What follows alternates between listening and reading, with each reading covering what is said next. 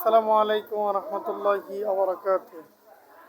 প্রিয় গাইস, আপনারা দেখতেছেন আল মারকাজুল ইসলামিয়া সালাফি হাফিজা এতিমখানা মাদ্রাসার আজকের এই অনেকদিন পর আবার ফিরে আসলাম আপনাদের ভিডিও দেওয়ার জন্য। অনেকদিন ছুটি থাকার কারণে, মাদ্রাসা ছুটি থাকার কারণে আমরা আপনাদেরকে মাদ্রাসার কার্যক্রম সেভাবে দেখাতে পারিনি।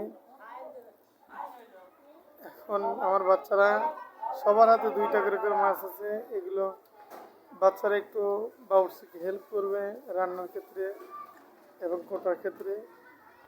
আমাদের সঙ্গে থাকুন এবং দেখতে থাকুন আমাদের আল মারকাজুল ইসলামিয়া সালাফি হাফিজা এতিমখানা মাদ্রাসার আজকের এই কি মাছ। এগুলো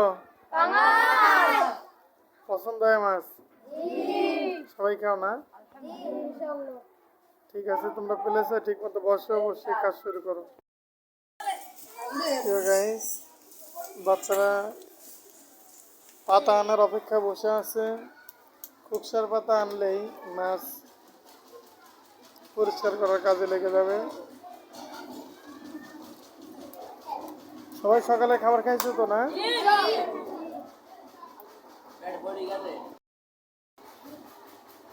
আব্দুর রহমান, মাছ কাটতে পারো?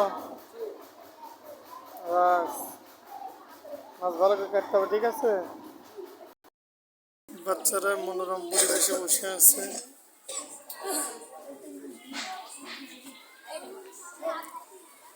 এখানে আজকে মাছ আনা হয়েছে 1 মণ 40 কেজি।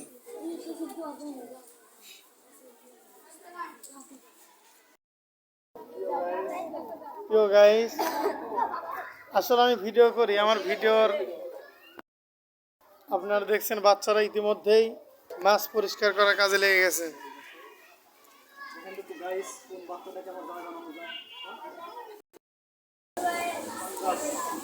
পাঙ্গাস মাছ বাচ্চারা পরিষ্কার করতেছে, আপনারা দেখতেছেন। বাংলাদেশের জাতীয় মাছের নাম কি?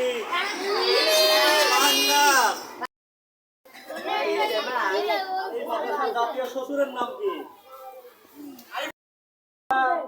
বাংলাদেশের জাতীয় মাছের নাম কি?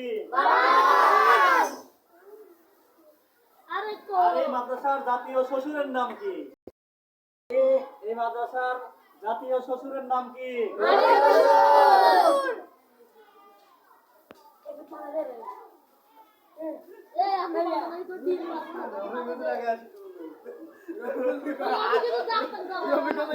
এই ছিল আমাদের আজকের ছোট্ট ভিডিও। মাঝে সাঝে একটু বিনোদন দিয়েছি, ভুল ত্রুটি হলে ক্ষমা করে দিবেন। সবাই ভালো থাকবেন, দোয়া রাখবেন।